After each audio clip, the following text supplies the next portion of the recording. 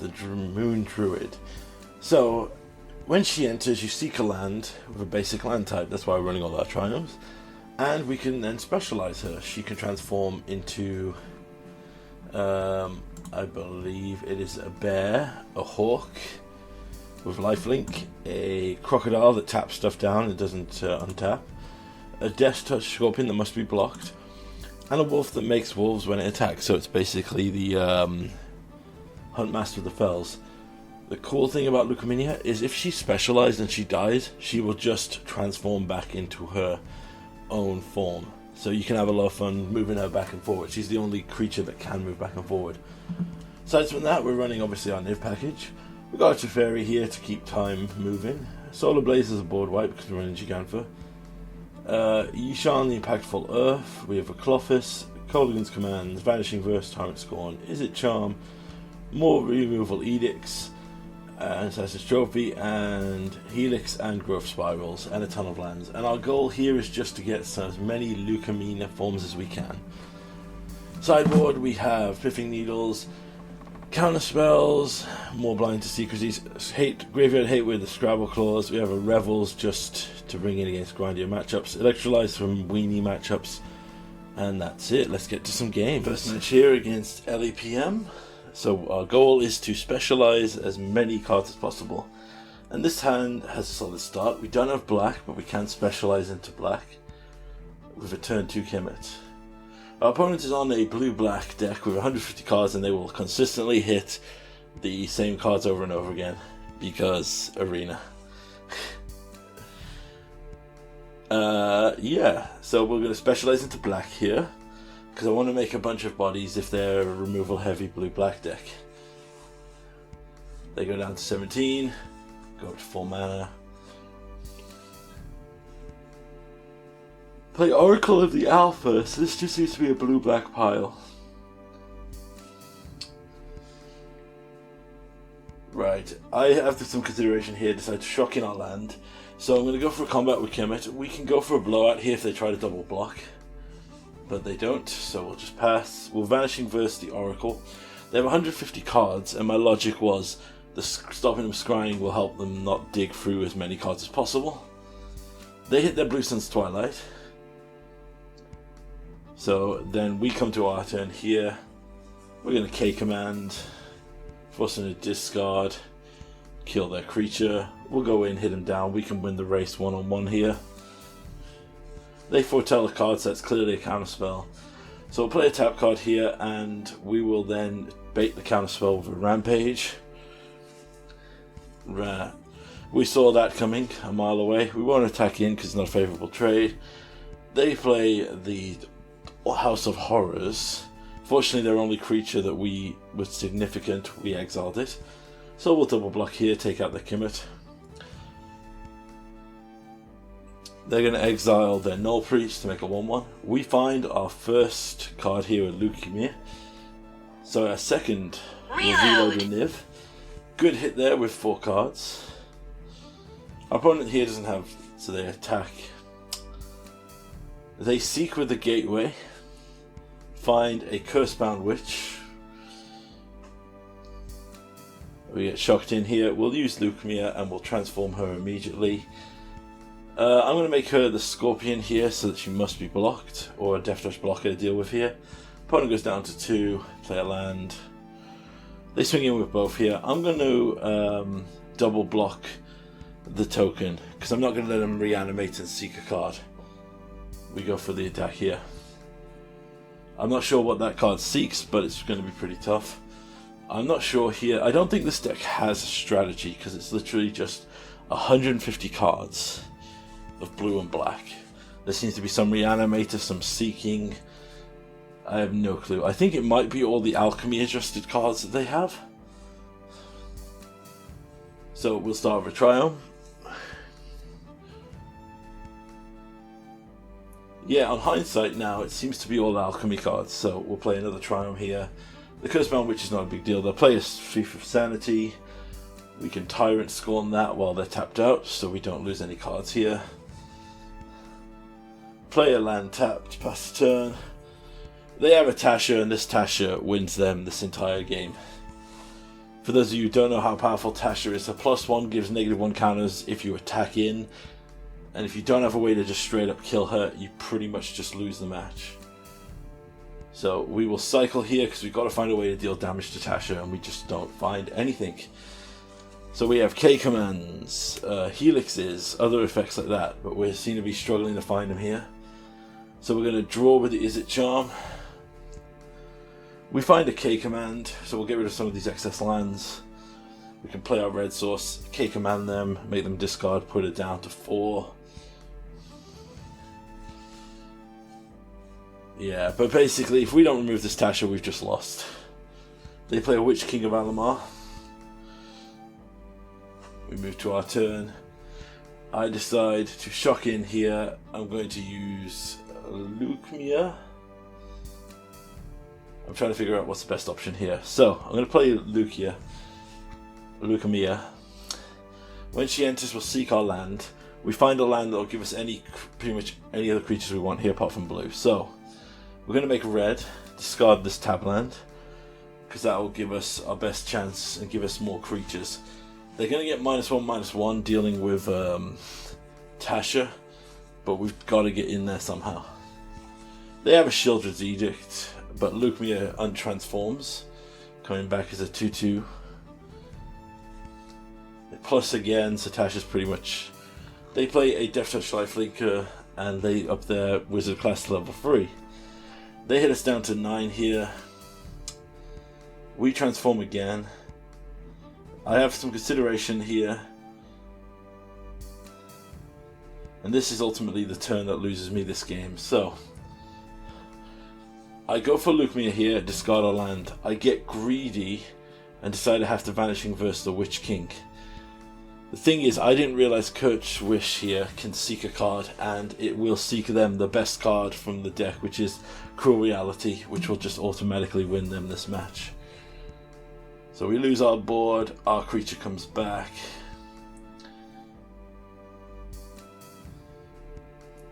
They plus Tasha again. They have the Eldest Reborn. So we'll Vanishing Verse that, so we don't want to discard a card. Play that tapped, put Genfer into our hand. They have Cruel Reality, we've just lost at this point. Basically, like I said, they resolved the Tasha. Tasha is a commander card that they made into a card for this format that is horrendous. So we bring in counters here because a lot of their big spells are non-creature. After some consideration, thing is, and this is the problem with this deck, is because they're 150 cards, I have no guarantee which side of their deck they're going to draw. But I know that the hand smoother will give them a good shout either way, while ours will get fucked. See? We have to mulligan to 5, so this match is pretty much over. So once this goes in a bad direction, we're just going to have to pass it up here. Play a tap land. They get a start with red, play blue, play Kemet. Yeah, you'll notice they didn't have to mulligan. 150 card deck and they were given perfect lands each time. None of those games did they struggle. We get Kemeted, Mortal Wounded. I decide to play our land tapped. I'm going to transform him here into the black Specialized again. This way I can just sacrifice him next turn. At least I got 2 bodies out of it. They play their Curse-bound Witch. I will not pay for Kemet here, he dies. We're flooding out on land. We swing in. They get the drafted card from the Curse book, which, as you can see here, there's tons of terrible cards, but they seem to hit the top 3 every time. They play another Null Priest. We play a tap land. We can kill that and get in for damage here. We don't have an answer to anything huge they do. They have an Eldest Reborn, which makes us sack a creature. We just shock in here, get our board presence down. In hindsight, I could have held up a land. They discard a card. They have a Blue Suns for 5, and this match is just over. I am just literally done on the mulligan, so we concede. Yep, and we draw a land there. That's just basically when Modo wants to mess you over. Well, Arena wants to mess you over. Right, next opponent was BJL. You might ask why I kept like an uninteractive a terrible game like that in is because this set was weird. So here we have a guy who's clearly clearing his dailies because he's literally just playing the mono white starter deck. And you think I'm joking? There's maybe 2 cards in here that aren't the mono white, so this guy's either totally new to the client or he's just using a pre-made deck to like burn through his dailies. This is literally Sparky's deck, so we remove both of the creatures, and me knowing that Sparky's deck knows that there's not 2 crazy bombs in here. Civilian's Crowbar makes them a 2/2. Play a land. I'm going to play Kemet here. I will not specialize him though because I want this land drop so I can cast my Niv next turn. They play a Shrine Keeper. They pass. We have there. Shock in. Use Niv.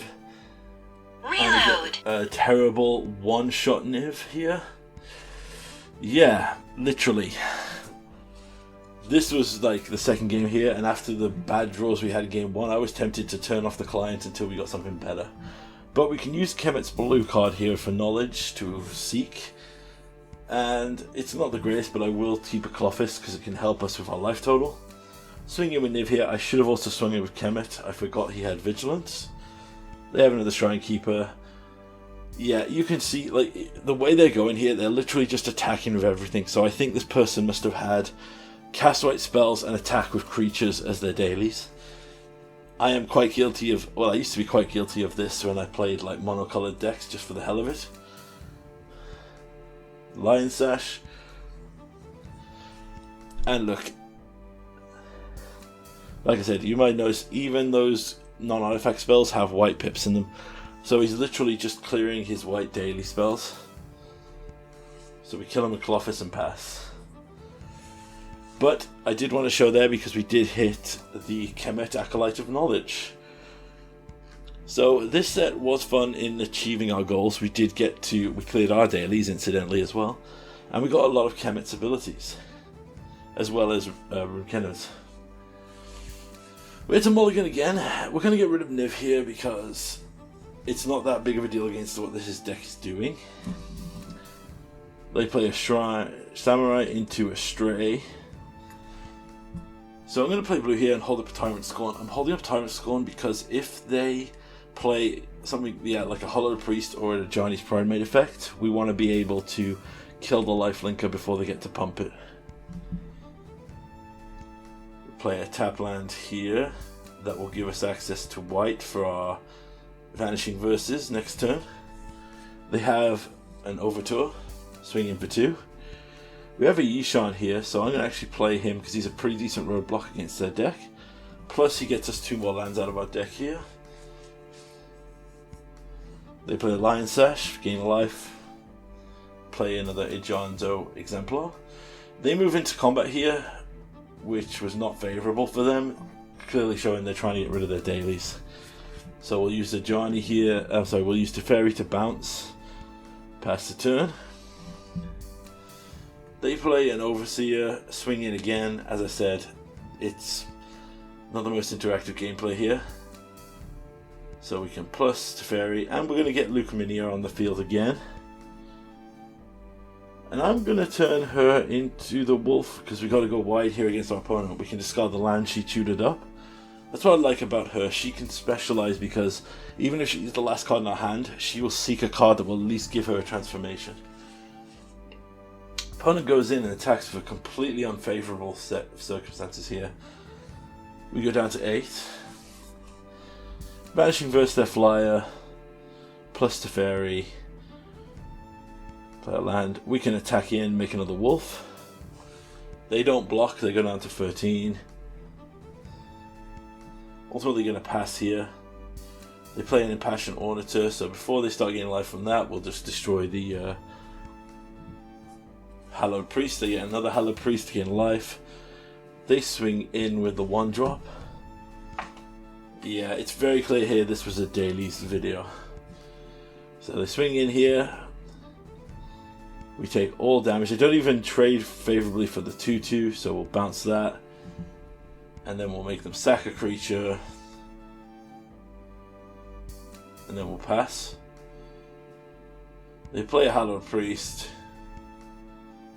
and play another Hallowed Priest and pass back. Find a Kemet here. I decided to just specialize him for the fun of it. I'm actually going to get the white Kemet here, I think, because I haven't had him yet. So we just get rid of our Vanishing Verse. Means our next spell will have Lifelink, which will be a Niv-Mizzet that's been pumped by Kemet. But we deal lethal damage and pass along. So those two matches weren't great, but I'll show you exactly why we didn't use anything else. So, our other matches we recorded, we had terrible things. We had people that roped on turn 1. We had a gentleman like this guy here who was playing a really cool black-white clerics deck who just quit after game 1. To be fair, it did look like a pretty bad matchup for his deck, but you'll just see here. Lucamina comes down, even though she can't get anything right now. She's a 2-2 blocker. We'll see what our opponent does. They use Elite Spellbinder. They get rid of the Niv-Mizzet. And they swing in. We take the trade here. We have a K command here. So what we're going to do is we're going to first Tyrant Scorn, get rid of the Elite Spellbinder. They gain a life off their bands. Play Story Seeker. We'll get a Helix on that in the end step there. Right, now we can pass. K command's now going to let us get back our Kamina and blow up a creature, or that Pyre of Heroes, which is a really cool addition to the deck. So we'll get back Lucamina, blow up the Pyre of Heroes, we'll play our land, Lucamina will seek, we'll transform here. I'm going to make the Scorpion. For those of you who don't know, this is a 4/4 with Death Touch that must be blocked. They play a Righteous Valkyrie here. Go into combat, and I block here. So we block, Death Touch triggers, Lucamina comes back.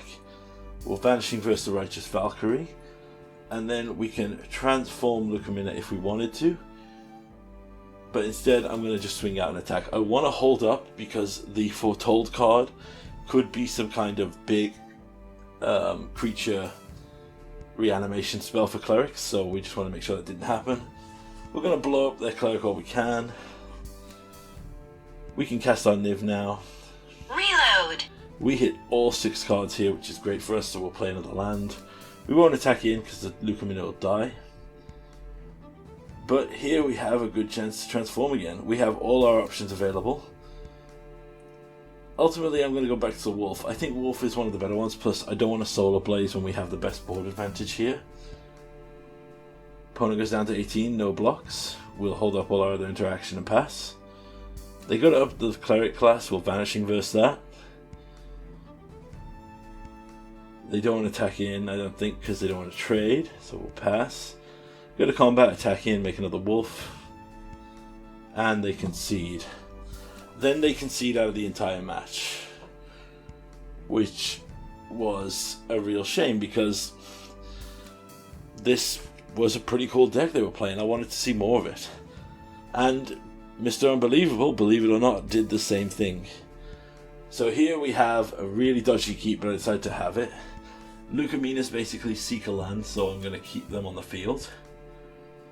They play a Crystal Grotto. We'll drop a Kemet on the field.